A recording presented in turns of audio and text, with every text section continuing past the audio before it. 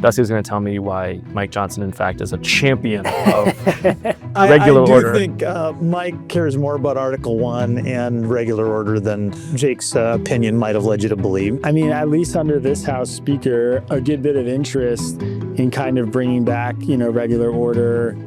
Actually, well, throw a red flag on that one. At least in the beginning. I think Jake Auchincloss is one of the very few thoughtful members of Congress. If I find an issue where it's trying to do the right thing, I know I can count on Dusty to engage with me in good faith. We may disagree on it, but I'll be engaged.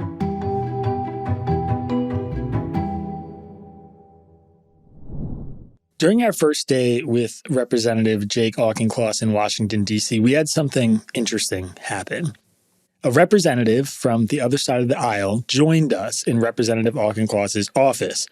Dusty Johnson is a Republican from South Dakota, and on the surface, the Dusty Johnson-Jake Auchincloss combo might not seem like a natural fit, but to our surprise, the two actually seem like genuine friends and colleagues who were trying to find areas of agreement, places where they could work together to make our country just a little bit better. We thought it'd be interesting to sit down with both of them, face to face, right across from each other, to hear a little bit about how they make their relationship work in today's ever-divided Congress and country. We're here in Representative Auchincloss's office. Tell me a little bit about why you guys are meeting today and what's sort of on your agenda. Pretend I'm not here for a minute. Can I go first? Sure, please. Okay. Yeah. I think Jake Auchincloss is one of the very few thoughtful members of Congress. That's a little meaner than I mean it to be. There are actually a fair number of thoughtful people. They just don't get a lot of attention. And Jake is remarkable because he's never a jerk, at least not to me. And he's actually looking for the truth and how to get things done. And I've got lots of stories that would, I think, illustrate that. But that's why I'm here, because Jake's awesome. You want to say something nice about Representative Johnson now? He's in the majority. He doesn't get that in the majority. No, Dusty and I really became friends serving on the Select Committee on China together last term. And that committee is, I think, what Americans want Congress to be doing more of. So it was bipartisan. I think both parties sent thoughtful members to it. And it was oriented toward long-term strategic competition with China. And we really tried to dig into what are the things that America can do to outcompete China, and where Dusty and I really aligned, and feel free, Dusty, to jump in if I'm mischaracterizing, is I think both Dusty and I felt like the most important questions about America competing with China were not about China, they were about America. Are we going to invest in our own people? Are we going to conduct free trade with free people elsewhere in the world to strengthen our operating system of alliances? Are we going to uphold the rule of law and lean into what makes America great, which is individual freedom and the market economy, and not try to ape these sort of 5-year mercantilistic plans from the Chinese Communist Party? And so he and I think, aligned on that, probably coming from slightly different points of view and walks of life and obviously districts. And had a good time on that committee. Oh, it was great. And clearly, economic populism is in the rise in both parties, and there's nothing inherently wrong about that. Let's have a legitimate conversation about what role should the government play in a market economy. That's not where Jake and I come to the party, though, right? We really, I think, are both very thoughtful and both very curious about free markets. Where are they weak, but where can they be strong? And when many in both of our parties just wanted more and more government involvement, we just said, hey, let's stop and let's think about this. And in fact, we filed a minority view in one of the major economic documents that the committee put out. And to Jake's point, it's a testament to the committee that was not viewed as some strike against the committee's work. This was, people appreciated the fact that we were thoughtfully adding to the work product of the committee. So when you carve out time to come stop by here on a day like today in the middle of your day, 30 minutes, whatever it is the context of you guys getting together, like, we're from opposite sides, of the aisle.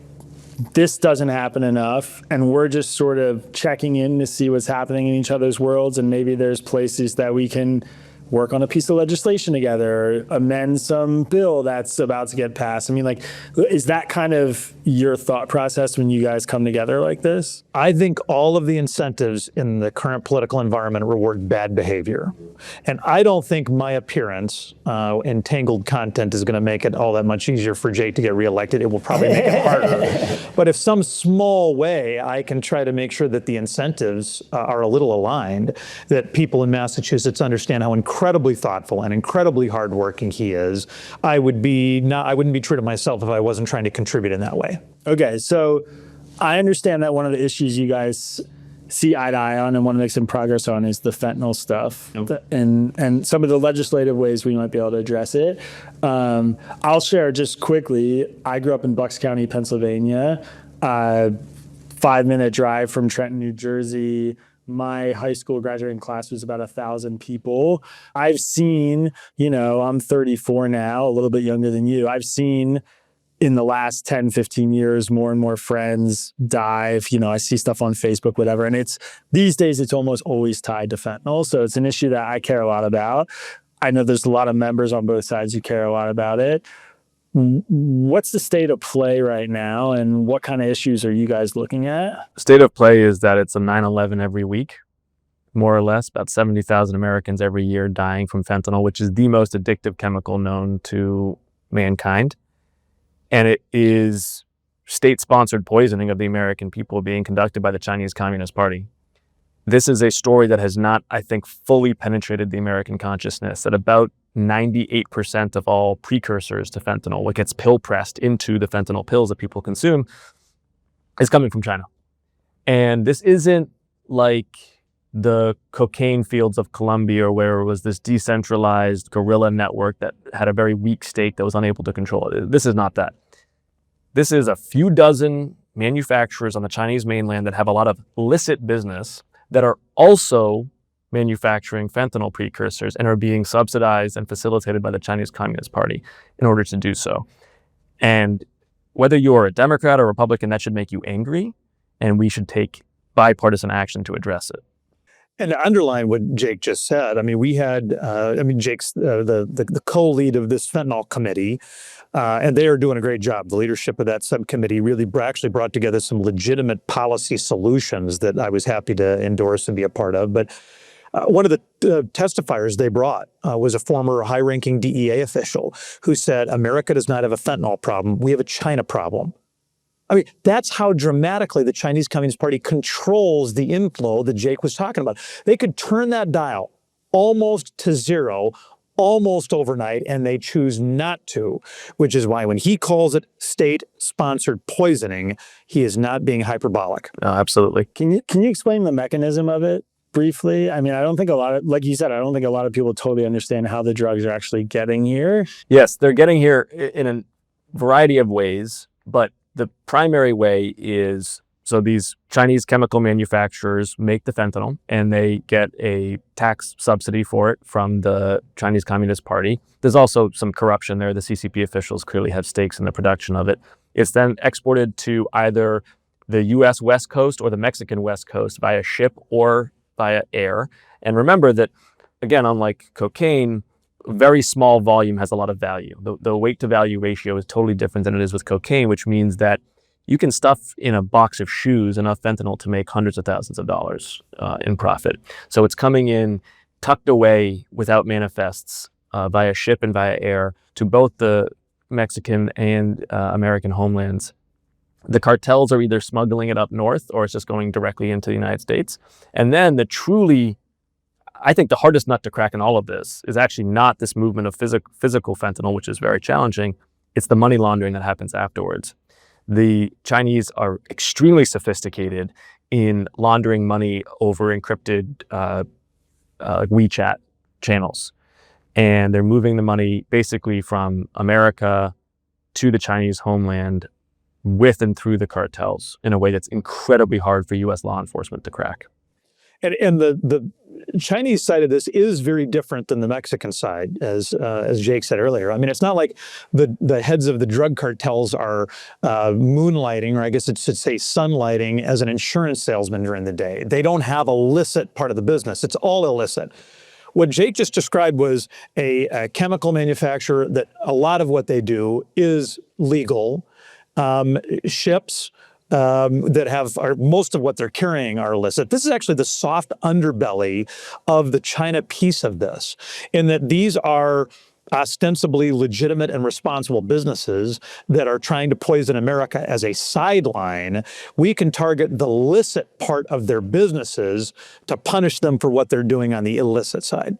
Okay, so what does that look like solution-wise? It seems like you guys are seeing eye to eye a little bit here, which is target some of the legal businesses in China and make them pay. How do you guys, what kind of stuff's happening right now that might address that? We have bipartisan legislation to codify the sanctions against these Chinese manufacturers.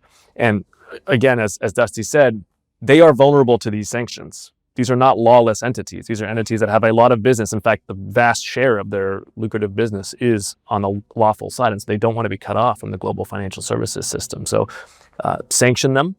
We have a bipartisan piece of legislation to really tighten up the process by which ships show their manifests at ports of entry, and really ratchet up fines for ships that have manifests that are not accurate, because that is how they are slipping through a lot of the fentanyl. We want to create a joint task force counter opioid. This is partly to go after that money laundering problem that I'm describing.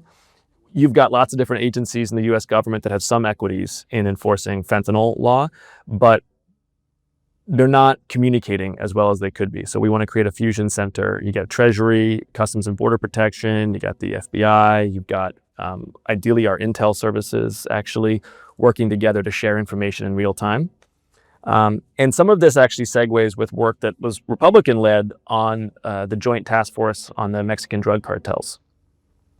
And trying to take the problem we have oriented to China and the problem we have oriented towards the cartels and making them a little bit more rationalized. Got it. I guess a question that, I can hear my listeners screaming it through the camera right now is, are we making progress? And if not, why not? What kind of obstacles do you guys run into? There's some bipartisan stuff happening right here, but is that widespread? I'll take the first crack at that. So for the first time, really since the fentanyl crisis began, deaths in America have gone down from fentanyl.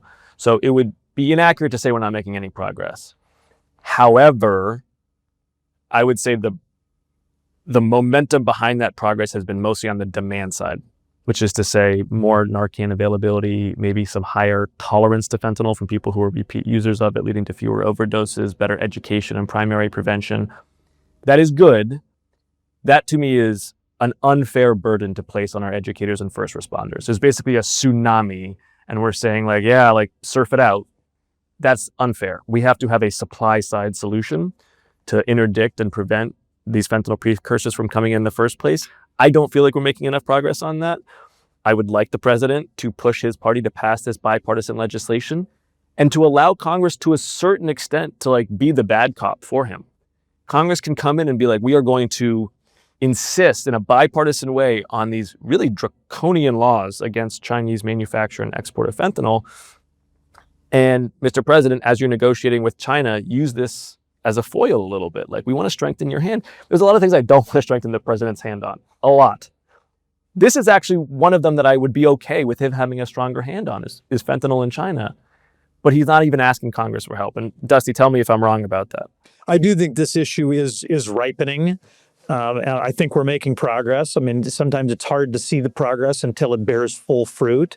But there are plenty of Republicans like myself who are not fans of high tariffs as a permanent part of the economic landscape, who are hopeful that the president will use the conversations that he's having with China right now, this week, to not only talk about tariffs and non-tariff barriers, but also to talk about the systemic poisoning of our country by the Chinese Communist Party.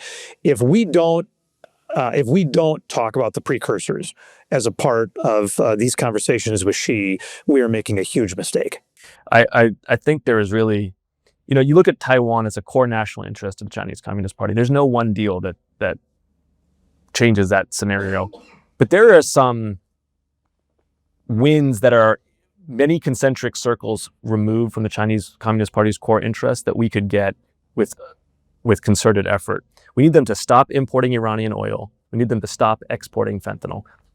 Neither of those two things are core national interests of the Chinese Communist Party. Those should be year one priorities for the president in negotiating with China. I mean, on the China committee, we had two, I think, really important task forces that were being formed. One on critical minerals, which is a real interest to me, and the other was this fentanyl working group. And the reason I decided to get into the second one is because of a conversation that Jake and I had at the Taiwanese ambassador's residence, in essence, the Taiwan ambassador, where he said just that. This is actually an area where we could make real progress. And a lot of members of Congress, when they get excited about getting involved with something, it's because they think it'll be good for likes or clicks or views. That's not what got Jake excited. Jake got, or me, what got us excited was the fact that we could actually do something here. So, you know, there's, I guess, an interesting power dynamic here with you guys where you're the majority party in the House and the Senate and the president. So, like, what kind of pressure do you apply here? He's also, I should say, he's not just in the majority party. He's one of the more influential members of the majority party. You're the head of one of the five, what's it called, the five families? I don't know what monikers you guys use. Yeah, that's what they call it, the five families. But Republicans, as do Democrats, sort themselves into ideological caucuses because 200 people have a hard time talking through anything. So I'd be the head of about 85 members who probably are a little bit more in the Reagan Republican tradition. Got it. So yeah, I guess like given that dynamic a little bit, like what's the ask from you? What do you go to him with? Like, hey, lobby, we need 10 more Republicans to co-sign this bill. Is that what it looks like? Well, one of the reasons that Dusty and I get along is that I'm not going to lobby Dusty to his self-interest. There's basically nothing I can do to help Dusty get reelected in South Dakota. It's because he's trying to do the right thing. And that's, if I find an issue where it's trying to do the right thing, I know I can count on Dusty to engage with me in good faith. We may disagree on it, but I'll be engaged. I'll give you an example of that outside of fentanyl. I think Dusty and I would both agree that the powers of the presidency have gotten out of control. And that's not a statement about Republicans or Democrats. It's a statement about the last 50 years, where Congress has ceded too much of its Article I authority, and we have an imperial presidency right now, and that has effects on law enforcement and tariffs and emergency powers and spending and empowerment. And it's just like, hang on, we're not trying to elect a king for every 4 years. We're trying to have a chief magistrate of our laws. I don't think it's going to happen this term, but maybe next term, if Democrats take back the House, we could do some measures about particularly the Declaration on Emergencies, and particularly, I think, on the Posse Comitatus Act and the Insurrection Act. That would be very reasonable tightening up of how much both spending and law enforcement power Congress is willing to cede the president. And I think Dusty would be, exhibit A of the kind of Republican who might work on that. It is. The political environment is really hard. The Democrat interest, I agree with everything about the imperial presidency, and a Democratic interest in reining in President Biden maybe isn't as strong as it is when Trump's president, and vice versa, right? When it's somebody wearing your jersey who's in the White House, people have a tendency to get a little quiet about Article I authority. Yeah. But I am hopeful that at some point we can have a mature conversation about what do we want the balance of powers to look like. And I think one of the reasons that Jake and I get along is that we're both mature. We understand that there are going to be big disagreements. The House is it's a majoritarian institution. Being in the minority matters very little. When I was in the minority, I pouted about that a little bit. Jake doesn't pout about it that much. He understands the rules of engagement, and rather than complain about them, he tries to work through them. And listen, we're going through reconciliation. That is an inherently partisan process that leaves a hangover. I did when I was in the minority. I was big mad about it for kind of a while, and plenty of Democrats are too.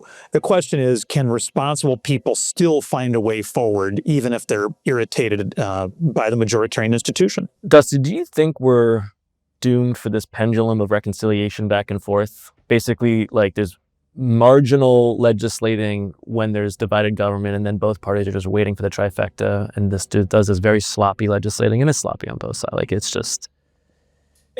Yes, I think we're also losing the muscle memory on how to accept 2/3 of a loaf. Totally. It is so easy to criticize any compromise, any common ground product, and really both the far right and far left media have, I mean, that's their cottage industry. Yeah. There seemed to be, I mean, at least under this House Speaker, a good bit of interest in kind of bringing back, regular order.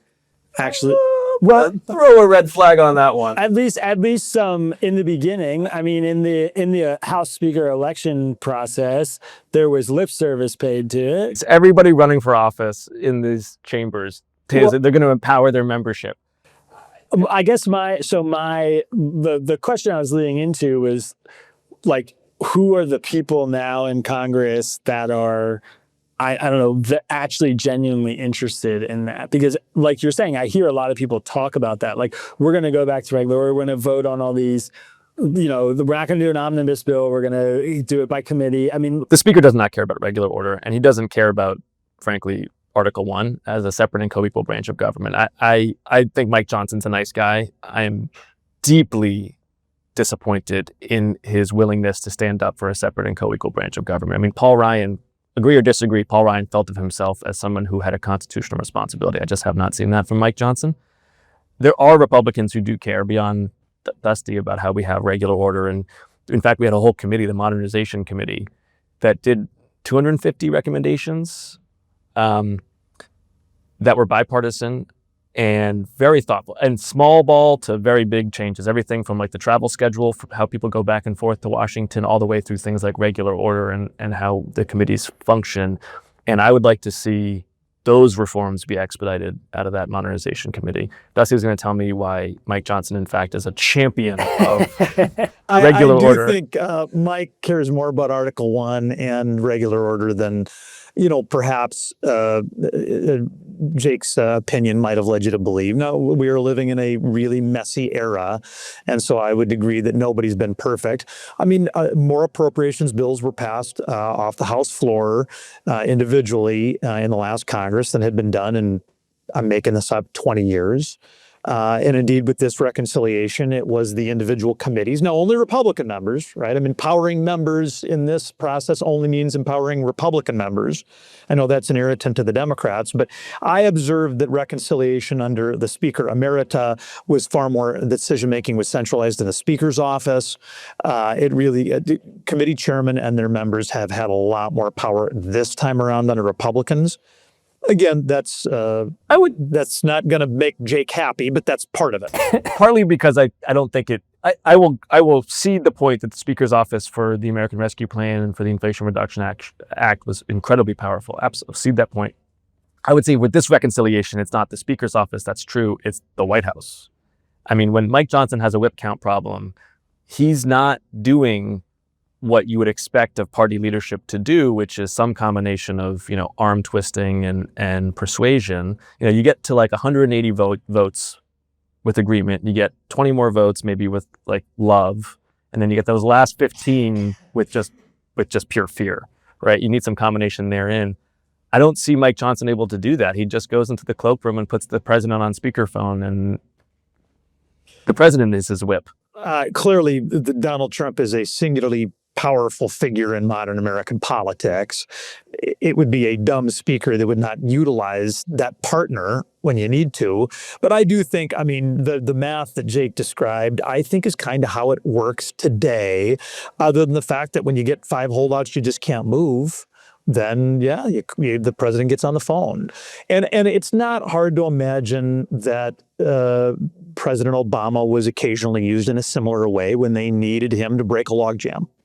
The margins are so incredibly thin right now. We talked about this this morning. Like, I forgot what the specific vote you were mentioning, that maybe the Medicaid cuts Democrats were 1 vote shy of stopping, and 3 Democrats have died since.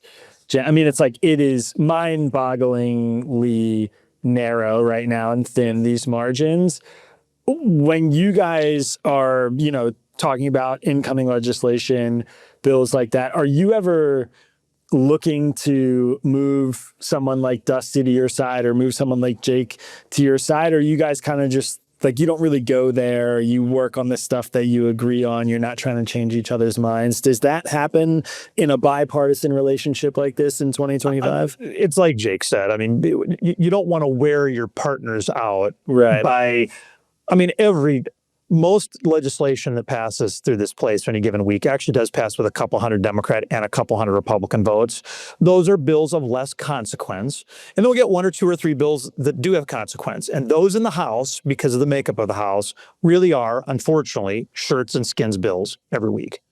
I think, when you get to something like the certification of the 2020 election, that was an area where I think more R's and D's were talking to one another to try to ascertain, because the stakes were so high, was that an area where, it was worth wearing out your colleagues? Right. I think that's right.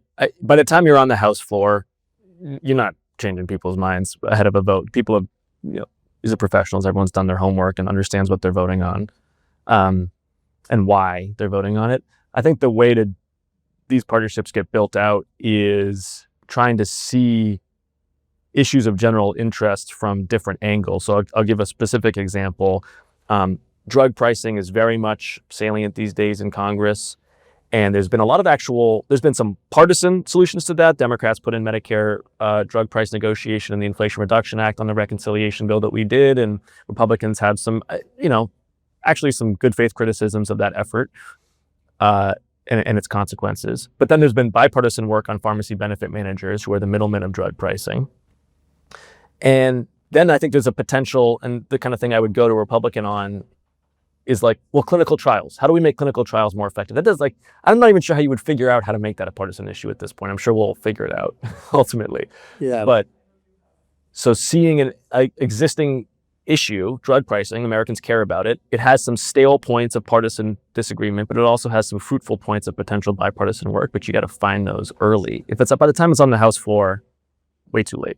Yeah, the partnership really helps at the origin phase, the early phase, rather than the termination phase. Yeah, that makes sense. All right, I know we've gotten the knock, but before you get out of here, I'm curious, I guess just like a sort of less political, more America-oriented question. I mean, I'd like to hear from both of you about how you guys sort of maintain this relationship when there are probably issues where you like really, really vehemently disagree with each other, whether it's, I don't know, gun control or abortion rights, or I'm not sure exactly what it would be for you two specifically, but I think a lot of Americans right now, I mean, I know for a fact, I know from our readership, politically diverse audience, I know from polling about, people who don't want their Democratic daughters dating Republican men, like we are so far apart from each other. How do two guys who are in this professionally, who have differences and I'm sure really strong, kind of maintain a healthy relationship? You guys seem like you genuinely actually like each other. Well, I do like Jake. And admittedly, during the reconciliation, I mean, when that's so much of the focus the last 3 months, then there aren't as many things to work on. But in the last Congress, that 2-year period, I mean, you maintain it by seeing each other at committee, periodically coming up to one another on the floor. Hey, did you see this thing? You may want to look at that. Just trying to find areas of common ground, because they absolutely do exist. And it's still a case where there is more that binds Americans together than divides us. Although sometimes your more partisan news outlets don't make that very clear. That's right. I think you said it well. Awesome. Representative Johnson, thanks for stopping by. Dusty, thanks. Thanks for letting us sit in on this. Appreciate it. Absolutely. All right. Let you get back to your... I got to go back. I've got a meeting with the all-powerful speaker. Or no, I guess. I don't want you to wait for that. Hey, thank you. Yeah. That's Good to meet you, man. Yeah, thanks so much. And I've Appreciate broken it. your mic somehow. Oh, it's all good. You can bill me. If you're interested in more videos like this one, please be sure to subscribe to this channel. And as always, we'll be producing content like this on the Tangle News YouTube channel.